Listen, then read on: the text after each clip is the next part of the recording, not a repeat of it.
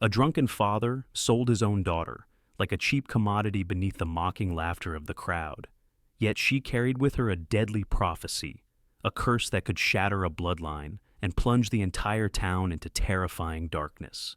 In that frozen moment, a hardened cowboy locked eyes with the girl, and her whispers would haunt him for the rest of his life. Stay with me for just 1 minute, and I'll tell you the secret that turned whispers into fire and silence into destiny. If this opening stirs your heart, I'd love to hear. How does it make you feel? Share your thoughts in the comments, let us know where you're watching from, and may your day be filled with warmth, hope, and good company. And don't forget to subscribe so you never miss the next story waiting beneath the wide western skies. The last light of the Kansas sky bled into fire, streaking the horizon with bands of orange and violet as dusk settled over Harper's Crossing. Wind swept through the dusty streets, rattling loose shutters and tugging at the faded flags that hung from the saloon porch. The marketplace glowed beneath lanterns strung along rough-hewn posts, their flames wavering against the oncoming night.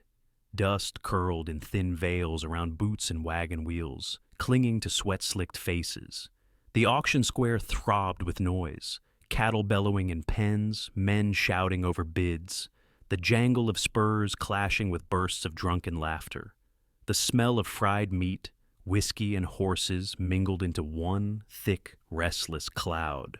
On nights like this, the town was less a place of trade than an arena where desperation was laid bare, and pride sold itself as cheaply as a cowhide. Jonas Hale stood at the edge of the square, his boots planted firm in the dirt.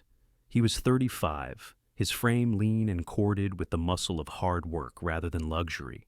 His duster coat, the color of earth, bore years of trail wear, its hem frayed and stiff with dust. Beneath it, a dark flannel clung to his shoulders, patched once but holding. A revolver rode low at his hip, its holster rubbed smooth by long use.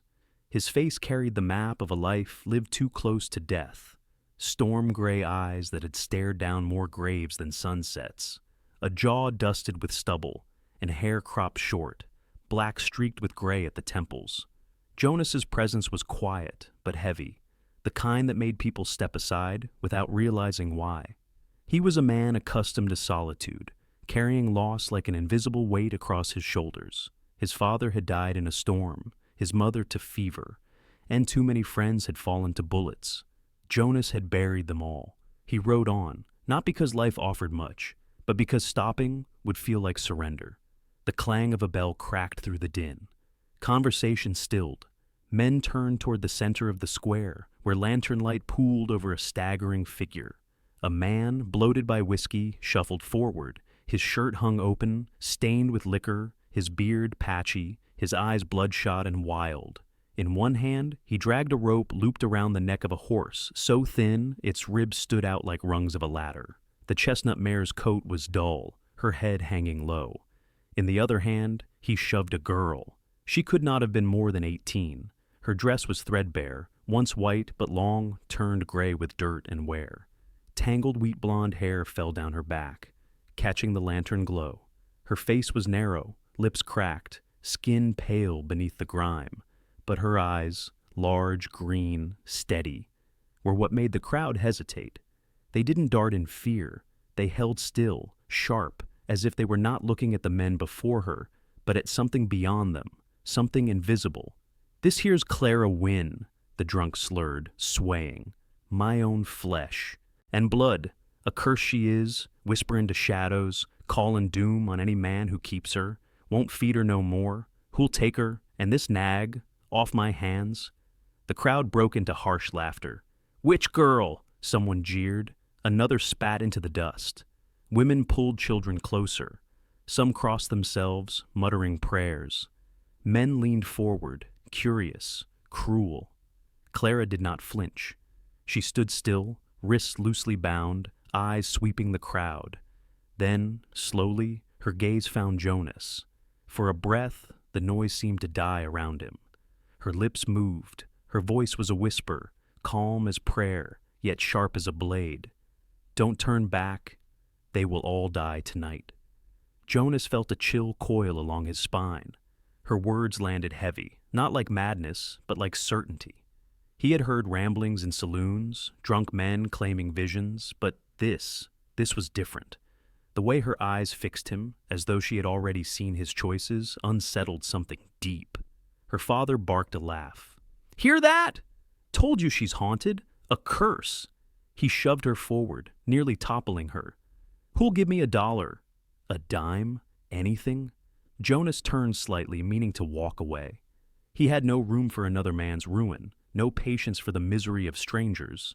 But then his eyes caught on the mare. She lifted her head weakly, and for a moment, her hollow gaze mirrored his own loneliness. She stood tethered not by rope, but by her bond to the girl beside her. The sight struck him like a memory of the horse that had once carried him through gunfire, bleeding but unbroken, when no man had stood at his side.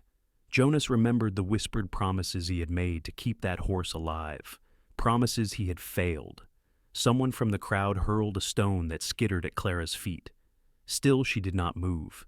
Instead, she tilted her head slightly, as if listening to a voice just behind her shoulder. Jonas's jaw tightened.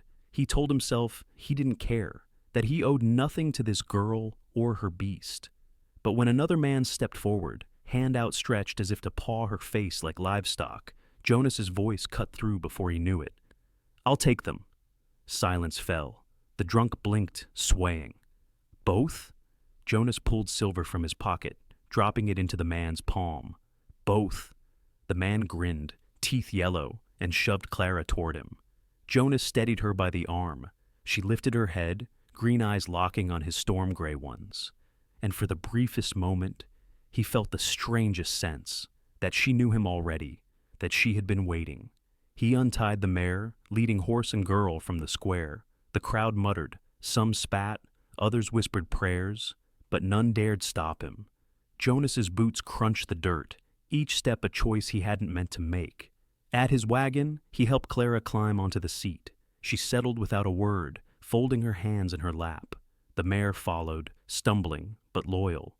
Jonas flicked the reins. The wagon lurched forward, wheels creaking, leaving the square behind. Clara turned once, her gaze sweeping the crowd. Her expression softened, not with fear, but with sorrow, as though she were looking upon graves already dug, waiting for bodies to fill them. Jonas kept his eyes ahead. The laughter of the marketplace faded into distance, thin and uneasy.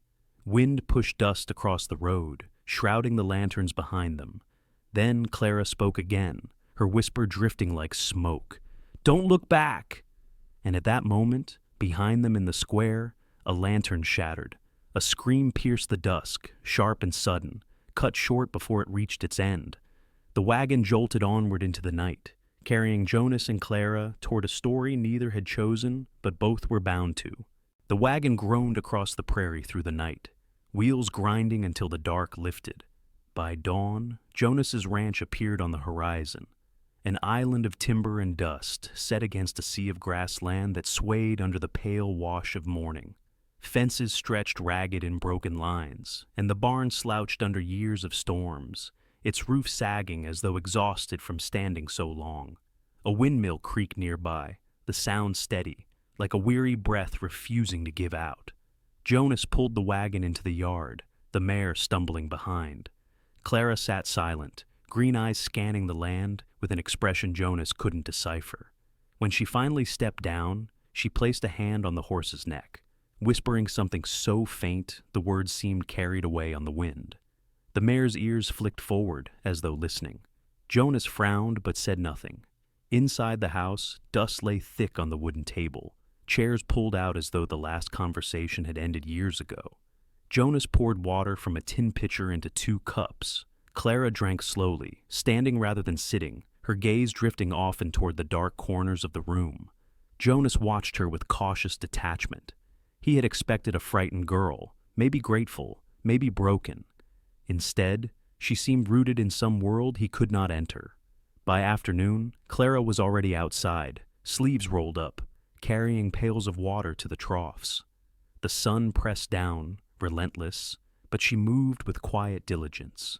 Jonas followed at a distance, fixing a section of fence while keeping her in sight. His eyes tracked the way she would pause sometimes, standing perfectly still, lips moving in whispers, eyes unfocused.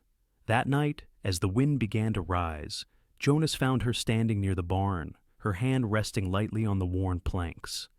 "This roof will fall," she said softly, as if confiding in the dark rather than to him. Jonas gave a low chuckle, more to steady himself than from amusement. "It's held this long?" Clara turned her gaze on him, green eyes catching faint moonlight. "By morning it won't." He dismissed her with a shake of his head and retreated inside. But sleep came restless, filled with the crack of storms and shifting shadows.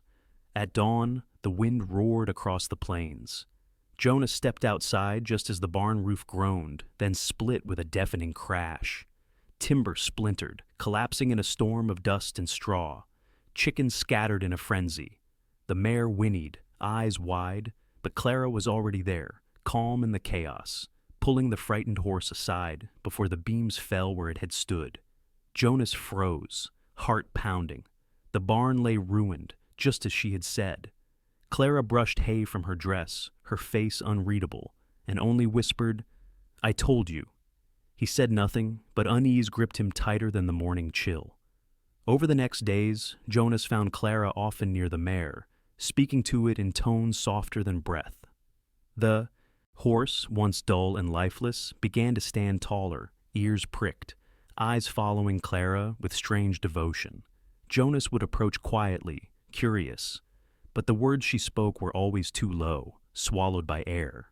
Sometimes the horse would nudge her shoulder as though answering, and Clara would smile faintly, the expression fleeting but unmistakably real.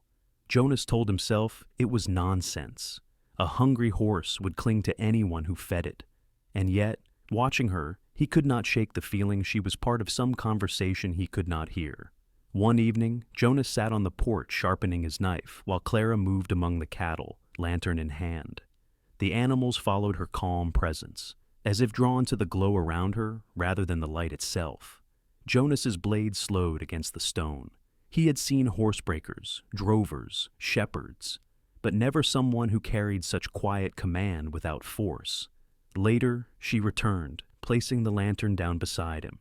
She stood there for a long moment, silent, before finally speaking. "Your brother is coming," she whispered. Jonas's head lifted sharply. "What did you say?" Her eyes, green and unblinking, fixed on his. "Your brother is on his way." "But you don't know it?" The knife stilled in his hand. His breath caught. "I don't have a brother," Jonas said, voice flat but trembling beneath. Clara did not argue. She only stepped back, folding her hands together, eyes drifting once more to the horizon, as if she could already see what waited there. The night wind rose, rattling the broken bones of the barn behind them. Jonas sat frozen, the weight of her words pressing into him. He had lived his whole life certain he was alone. Yet the girl he had bought from shadows spoke with a certainty that gnawed at him. And for the first time in years, Jonas Hale felt fear he could not name. The wind had not quieted since Clara's words the night before. By morning, the ranch felt taut with unease, as though the land itself waited for something to arrive. Jonas saddled his horse, eyes scanning the empty horizon, though his hands were not as steady as he wished them to be. Clara stood near the fence line, hair lifted by the restless wind, green eyes turned toward the east. She was not afraid. That unsettled him more than her whisper had.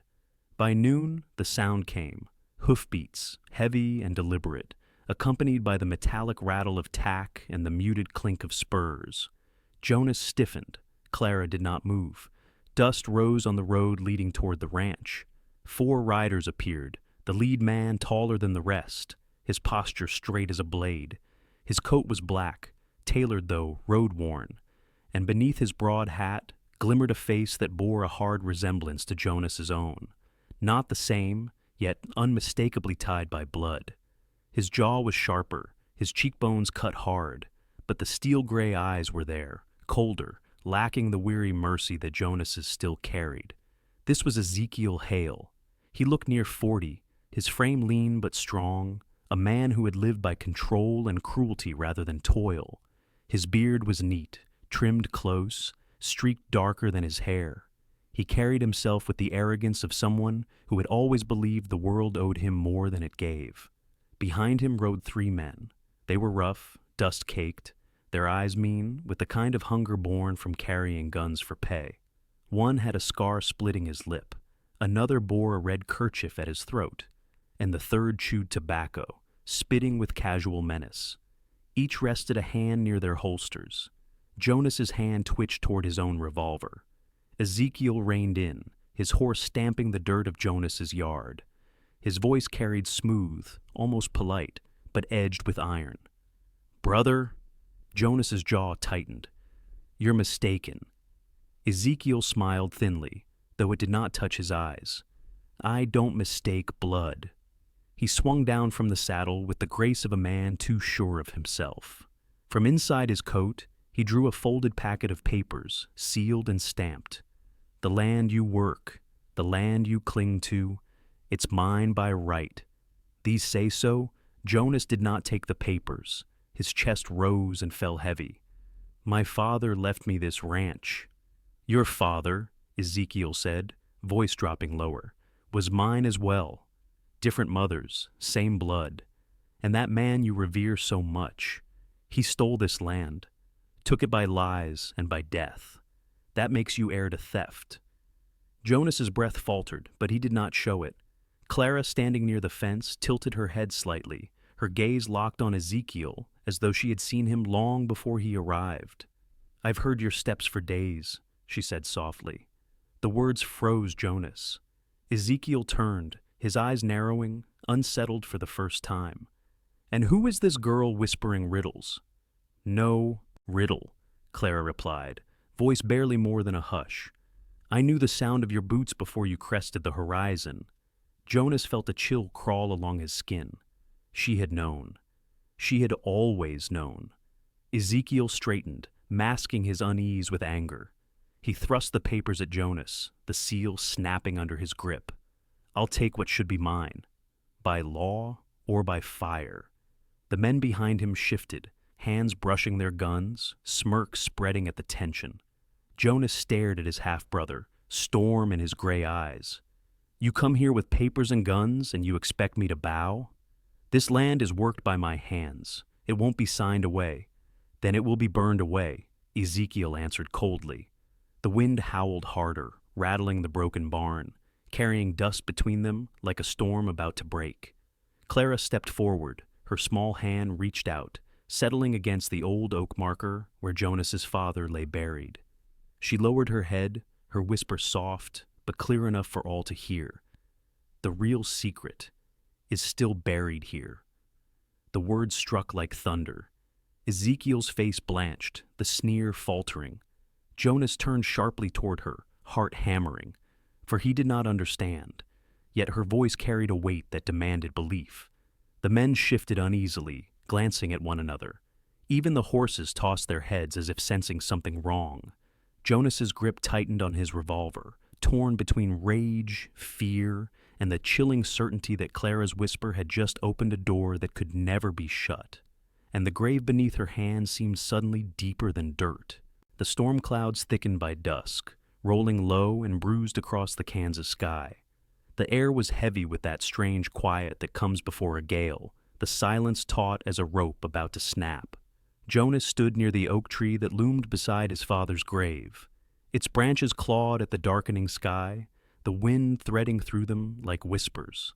Clara was already there, her small figure pale against the weathered bark, her hand still resting on the wooden marker where she had spoken words that haunted him since. Jonas gripped a shovel. He had not meant to dig, not truly. But Clara's whisper had rooted in him, a seed that pushed until his hands could not stay still. He thrust the blade into the soil. The ground yielded reluctantly, heavy with clay and old roots. Each strike rang against the silence. Clara did not move, her green eyes watching, unblinking, as if she knew what lay beneath. Jonas's breath came hard, sweat mixing with dust, until at last the shovel struck something solid with a hollow thud. He crouched, brushing soil aside with rough hands. The edge of leather appeared, cracked, but intact. Jonas pulled, and out came a book, a ledger bound in dark hide, its pages swollen with years of damp earth. He froze, staring. Clara stepped closer, her voice no more than a sigh. "It is black, stitched at the edges. The first page bears your father's hand, numbers that never belonged to him." Jonas's head snapped toward her. The ledger was still closed in his hands. She had not seen it, yet her description was exact. He opened the cover slowly. Inside, rows of names and figures marched across the page, written in the sharp, deliberate script of his father. Land parcels, bribes, false claims, all laid bare in ink that still defied time. Jonas's chest constricted. His father's legacy, the land Jonas had broken his back to keep, was rooted in lies. From beyond the fence line, voices carried on the rising wind. Villagers. A small knot of them had gathered, their shapes flickering in lantern light. Jonas could hear the low murmur. The witch girl. Cursed. She knew what was buried. Mothers pulled children back, men spat into the dirt, and women clutched crosses to their throats. The rumors had spread. Clara stood apart, gaze lowered, but Jonas could feel their fear pressing closer, as though it might smother her. He wanted to speak, to tell them she had done no harm, but his throat clenched. His own hands shook with the weight of the ledger. Then came another sound, hoofbeats, slow, deliberate, familiar. Jonas's stomach turned cold. Ezekiel Hale rode back into the yard, this time alone in the saddle, his 3 hired guns shadowing behind. The storm wind whipped his black coat about him, his face harder, sharper in the failing light. His gray eyes cut like steel as he looked down at Jonas. "You found it," Ezekiel said, lips curling in something that might have been triumph, might have been threat. "The proof." Jonas rose slowly, the ledger clutched tight. "This is my family's land." Ezekiel dismounted, boots striking the ground with authority. He was taller than Jonas remembered, or perhaps the weight of the storm made him seem larger. "Family?" His laugh was sharp. "No, brother. This land was stolen. That book makes it clear. Fraud, murder, bribery. Our fathers' hands bled this soil long before you broke it with your plow. And now I hold the law at my back. Surrender it or watch it burn." The guns behind him shifted, eyes gleaming under their hats, fingers brushing triggers. Jonas's own revolver felt like lead at his hip. He wanted to draw, to end it here, but the ledger's weight anchored him. Clara stepped forward, her pale hair whipping wild in the storm wind. Her voice cut the silence, steady and calm. "You know the truth, Ezekiel. You know who you killed that night." Ezekiel's head snapped toward her, the arrogance cracking for the first time. His breath hitched, his hand faltered near his holster. Clara's whisper deepened, carrying even as the wind roared. "You remember the face, the last breath. You know whose blood stained your boots, and you know they have never left you." Ezekiel staggered a step back, his eyes darting as though someone unseen stood beside him. His lips parted, soundless, before rage overtook the fear. "Silence!" he roared, spittle catching in the wind. His hand tore the pistol free, the barrel gleaming in a sudden flash of lightning. The villagers gasped, some crossed themselves, others fled into the night. The guns at Ezekiel's back readied their weapons, their horses restless under the storm. Jonas reached for his revolver, heart pounding in his throat. Clara did not move. Her hand remained on the oak marker, her whisper drifting calm as rain. "You know he walks with you still." Ezekiel's face twisted, pale with fury. He leveled the pistol at them, eyes wide, veins standing in his neck. The storm broke, wind howling through the yard, thunder cracking like cannon fire. And Ezekiel raised his gun. The gun Ezekiel leveled at Jonas quivered in the storm wind, his face pale and twisted with fury. Then thunder cracked so violently it drowned his shout, and lightning ripped the sky open like a blade. The bolt struck the earth beyond the barn, fire blooming in the dry hay stacked near the wall. In a breath, the structure roared into flames, orange tongues climbing into the black sky. Horses screamed, cattle bellowed, and sparks leapt like vengeful spirits into the gale. Jonas lunged forward, but Clara was already moving. her small frame cut through smoke and panic with eerie certainty. She flung open the paddock gate, her voice low, a whisper barely audible, but the herd surged as one, streaming toward open ground. Her lantern fell in the dirt, but she never broke stride, guiding animal after animal into safety as though she had walked this moment long before it came. Jonas fought through the fire's glow, heat searing his face, grabbing reins, driving cattle forward. Yet each time chaos threatened to swallow the yard, Clara was there first, her hand on a trembling flank, her whisper parting the fear like water from stone. Then another strike split the sky, white fire searing down. Clara's head turned before it fell, her hand lifting. "There," she murmured, seconds before the lightning speared the exact spot she had named, splintering an old fence post. Jonas stopped short, heart hammering. She had known. Behind them, Ezekiel cursed, dragging his horse back from the burning barn. The beast reared in terror, eyes rolling white. The pistol slipped in Ezekiel's hand as the animal thrashed, hooves lashing dangerously close. He shouted, yanking the reins, but the horse pitched sideways, nearly crushing him into the dirt. Clara's whisper cut through the roar of flame. "Stop!" The horse froze, trembling, hooves striking sparks in the mud, but it did not trample him. Ezekiel staggered upright, chest heaving, face ashen. His eyes found Clara in the stormlight, and for once the mask of arrogance cracked into raw fear. "You," he rasped. "What are you?" Clara's green eyes glowed in the firelight, calm, unwavering. "Not what you fear, only what you already know." Ezekiel's chest heaved harder. He clutched his coat as if trying to hold in the truth pressing against his ribs. Then, in a voice torn and ragged, he confessed what the storm had ripped free. "I killed him," he choked. "A man stood in my way. Your father's claim was not enough, so I took more. I spilled blood on this land to make it mine. Since that night, every step I take, I hear him. Behind me, in the dark. The weight of his boots never leaves." His men stared, wide-eyed, shifting uneasily as if his words might conjure the dead into their midst. Jonas's hand tightened on his revolver, torn between rage and the sick twist of pity for the brother who stood before him, unraveling in firelight. Clara moved closer, her face lit gold by the flames. A faint smile curved her lips, tender and terrible. "It isn't only you who hears," she whispered. "We all hear him now." Ezekiel's eyes widened, horror flooding them. He staggered back, stumbling into the mud, gaze darting as though expecting a shadowed figure to step from the smoke. His pistol clattered into the dirt, forgotten. The storm swelled, lightning arcing across the heavens, thunder rolling low, like a drumbeat of judgment. Ezekiel looked once at Jonas. Rage, grief, terror tangled into a single broken stare. Then he turned. He ran. Through the fire, into the sheets of rain, he fled into the black heart of the storm. His men called after him, voices torn away by wind, but Ezekiel did not stop. He vanished into the night, his form swallowed by rain and fire, until only the sound of boots pounding mud remained. And then, even that was gone. The fire clawed high into the sky, sparks streaming upward like the souls of the damned.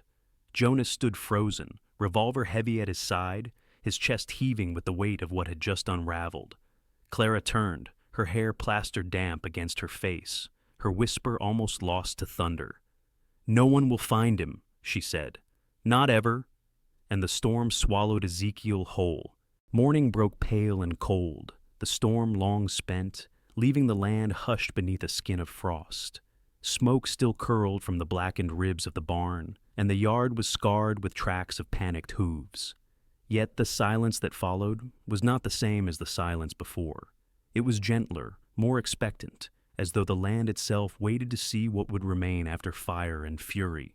Jonas stood at the edge of the pasture, his coat pulled tight against the chill, watching Clara walk among the cattle. Her pale hair caught what little light the winter sun offered, her small hand resting on the flank of a mare that once had trembled at shadows. Now the animals pressed close to her, calm under her presence, as though the storm had burned away doubt not only in men, but in beasts. The villagers began to come, first a trickle, then a steady stream, their boots crunching over frost, lanterns swinging. These were the same folk who had crossed themselves at her whispers, who had spat in the dirt when her name was spoken. But now their faces were softened with uncertainty, with something nearer to hope. An older woman, shawl drawn close, stepped forward, her cheeks hollow from a winter illness. "Miss Clara," she said, voice rough, "they say you know when storms come. Can you see if sickness leaves?" Clara tilted her head, listening as though to a voice just beyond hearing. Then she shook her head gently. "I don't see," she said softly. "But sometimes I hear where to look." She laid a hand over the woman's wrist, closing her eyes. "You'll find feverweed along the river bend, where the ice melts first. Boil it. Drink it 3 days." The woman blinked, startled, but gratitude welled in her eyes. She bowed her head and stepped back, murmuring thanks. Others came. A man whose roof sagged asked if the winter winds would take it. A mother asked about her child's cough. Each time Clara gave no prophecy, no grand promise, only quiet, precise words, as though she borrowed wisdom from a place none of them could reach. Jonas watched, shoulders tightening, heart caught between pride and protectiveness. The same mouths that had condemned her now sought her blessing. Yet Clara accepted neither praise nor fear, only listened, then answered, her whispers weaving into the cold air like threads of unseen cloth. Days later, the snow deepened, and with it came the test that would bind her to them all. A child went missing. It was a boy of 6, red-cheeked and stubborn, who had wandered from his mother's yard at dusk chasing a stray pup. Night fell fast, the air brittle with frost. Lanterns swung across fields, voices called into the darkness, but the snow swallowed sound, and tracks vanished in drifts. By midnight the village was near despair. Jonas saddled his horse, face grim, ready to ride into the dark. But Clara stood still in the yard, her eyes closed, her head tilted as if listening to a song the others could not hear. "He went north," she whispered at last, her voice carrying low and certain. "Past the cottonwoods, near the split rock. He's sitting beneath a cedar, crying." The men hesitated. One spat, muttering, "Could be chance." But Jonas was already in the saddle. "Then chance may save a boy's life," he said, spurring his horse. Clara rode beside him on the thin mare, her slight form bent against the cold. They cut through snowdrifts, their lanterns painting narrow tunnels of light in the darkness. And just where Clara had said, beneath the cedar by the split rock, they found the boy. His cheeks were white with frost, his small body trembling, but his eyes lifted as their lantern glow fell upon him. Clara was off her horse before Jonas had swung down, gathering the child into her arms. She whispered into his hair, and the boy's sobs quieted, his shaking eased as though the sound alone built shelter around him. When they returned, the village gathered close. No one called her witch now. They pressed gifts into her hands, bread, dried apples, wool mittens. Children peered at her with wide eyes, some tugging her skirts shyly, asking her to teach them the whispers. Jonas saw her smile then, small and fleeting, but real, the first he had seen since she had come into his life beneath the cruel cry of an auctioneer. Seasons turned. By spring, the earth softened, and though the barn still bore scars of flame, new beams rose under Jonas's steady hands. Clara worked beside him, lighter now, laughter spilling sometimes like the first thaw. The villagers came often, not to accuse, but to ask, to learn, to sit quietly as she spoke to their children. And one afternoon, as the sky flared gold over the fields, Clara stood beneath the oak by the grave of Jonas's father. She looked out across the land, her hand brushing the bark as though it were the shoulder of an old friend. Jonas approached, his boots sinking into the softened earth. She turned to him, eyes luminous in the fading light. "I don't hear the wind anymore," she whispered. "I hear you." Jonas felt the weight of years, of silence, of guilt and doubt, ease from his shoulders. His throat worked, but words came steady at last. "I finally hear myself, Clara. Because of you." They stood beneath the oak, the world around them quiet, the branches bowing in the evening breeze. No voices now, no whispers, but their own. Just two souls who had survived fire and storm, bound not by fear, but by a silence that no longer meant loneliness. And as the sun slipped below the horizon, they sat side by side at the roots of the tree, where secrets once lay buried. No words passed between them, none were needed. The silence was whole. Sometimes the voices we fear most are not curses at all, but quiet truths waiting to be heard. Clara's whispers were never shadows. They were echoes of compassion, of courage, of the strength it takes to walk through storms and still believe in the light. And Jonas, hardened by years of silence, learned that love does not always come with grand words, but with presence, with the kind of stillness that heals. Their journey reminds us that even the darkest secrets can give way to redemption, and that in the quiet bond between souls, we find the loudest truths about hope and belonging. If this story touched your heart, we'd love to hear from you. Tell us in the comments where you're watching from, and share your thoughts with others. And if you haven't yet, subscribe so you won't miss the next story waiting to be told beneath the wide and timeless skies.